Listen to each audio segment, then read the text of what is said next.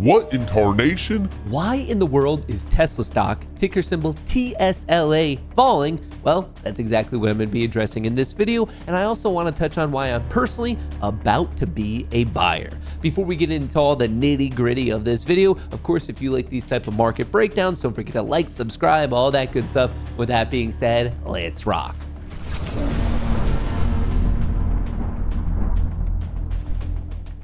S&P 500 ends Wednesday, little change as record high remains in reach. So I think this sets a good context up for the situation. Yes, SPX trading at 6,092, not far away whatsoever from the all-time high. In fact, we're down not even 1% at this point. So yes, this does bode well for large tech plays such as Tesla, the fact that the overall market is getting higher highs and higher lows. But when you look at the heat map of the S&P 500, you're going to notice something weird. There's a good amount of green, and in some of these random companies that no one cares about, there's red, but there's one clear red play that's annoying you, it's annoying me, and it's annoying a lot of people who are betting on Tesla, because that is quite a bit of red. Now, a couple days ago, specifically Monday, June the 23rd, Tesla was ripping. From the close to the next close, we were up about 6.3%. At one point, it was up 9%. And then we put in an inside red day, and now, unfortunately, it's starting to break down. So it doesn't really tell the full story from this daily chart. So here's the half-hour chart where a lot of excitement from over the weekend. In pre-market, even better. And then it just started to get annihilated at market open on Tuesday. And then it continued to sell off once again today. And without being facetious, why is the stock going down? Well, it's going down for the reason that anything goes down in any market. Willing buyers and willing sellers, that's what you need for a trade to go through. One side has to be the willing buyer, one side has to be the willing seller. They are agreeing on a lower and a lower and a lower price. So I'm really not trying to be sarcastic at all. That's why price is going lower, because the willing buyer and the willing seller are agreeing on a lower and lower price. But here, the interesting question might be, why are they agreeing on a lower and lower price? Well, one of the influences is really what we're directly seeing in the options market. This is the delta flow. If you don't know what delta is, it's thought to be a measure of the bullishness and or bearishness of a particular indice or equity in this particular case. And as it goes down, thought to be more bearish. As it goes up, thought to be more bullish. So today, Wednesday, you can see right at market open, well, 10 minutes into market open, there's just a giant puke. More specifically, calls were being sold and puts were being bought. That removes positive delta and adds negative delta. So similar to what we're seeing directly in the equities market, we're seeing that in the options market. And there's a very good argument that the delta got so bad that it actually forced the market makers to re-hedge their books by selling the underlying, and that could have been some of the exact selling pressure. Now, the other part I want to get into is a little bit of the full week. You can see at market open on Monday, we had this giant spike of delta. Then we went flat, sold off on Tuesday, and really we've been flat ever since then. And if you want to see what happened, you can see right at market open on Monday, the amount of calls that were purchased was extraordinary. It ripped, and then all of a sudden Tuesday at market open, it dropped.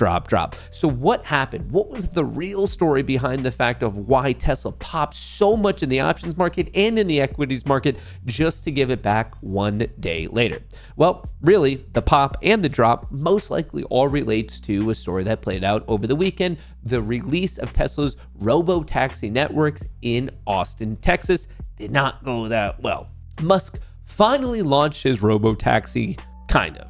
So here's what happened. On Sunday, it got released. People were really excited. And then all of a sudden, some of the problems started to really show up in media. Tesla stock in tailspin after error-plagued robo-taxi debut. It's hard to imagine things getting much worse.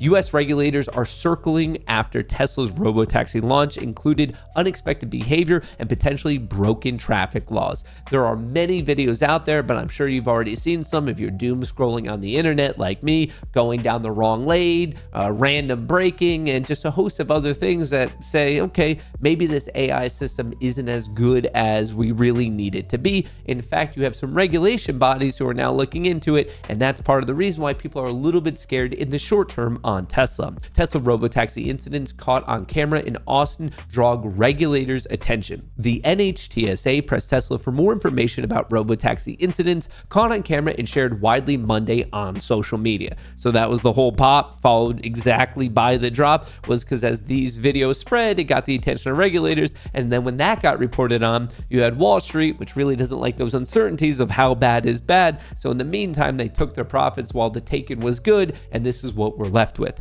Tesla started its robotaxi service in Austin, Texas this weekend with 10 to 20 Model Y vehicles equipped with its newest driverless technology and a human valet in the front passenger seat. The rollout led to an 8% spike in Tesla shares on Monday, which were then quickly given back. And then as to why Tesla kept selling and we really didn't see a reversionary bounce, well, when it rains, it pours. Tesla stock slides as European sales in May dropped for a 5th straight month. Per the European Automobile Manufacturers Association, Tesla EV registrations in Europe fell by almost 28% to just below 14,000 in May compared to a year ago. Meanwhile, overall EV registrations in the region, which include the UK and the European Free Trade Association, rose 25% in May, with overall registration down 0.6%. So, by a relative measure, definitely a laggard. May's total marks the 5th straight month of declining Tesla sales in the European region. May's total was better than the fall seen in April, however, when sales dropped a whopping 49% year over year,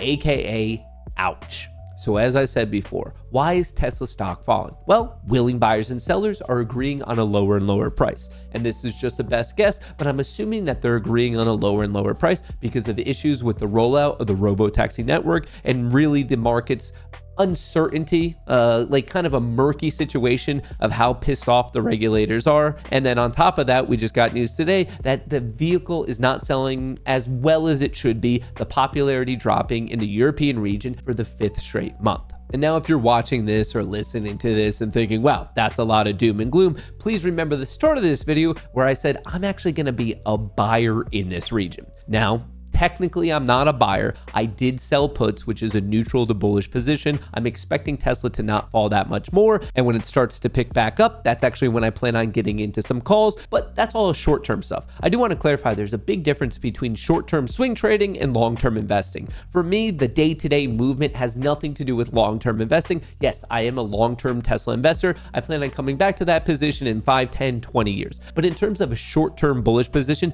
as I said, I already sold puts. I'm betting on it not going down that much further. And when I see some enthusiasm, that's when I'm really going to get into calls. And this brings me to as why I'm predicting, and be careful when you're predicting in the market, why I'm predicting that in the short term, we are going to see a bit of relief. Well, first of all, the overall market is very bullish. Just today, the Nasdaq 100 hit a new all-time high. And as the saying goes, a rising tide raises all ships. But now specifically, let's talk about the ship known as Tesla, ticker symbol TSLA. Here is the breakdown of what's going on in the options market. And really, this is the gamma map with all the major open interest levels. You can see the top of the mountain right here is from 320 to 330, 335. This is going to be support. This is a gigantic positive gamma node, and that is thought to be supportive. So if you're trading down into it, you're going to see some mean reverting price action from the market makers, and this is all from the influence of how they have to really hedge out their book. So I'm looking for support to be found once again somewhere between 320 and 330.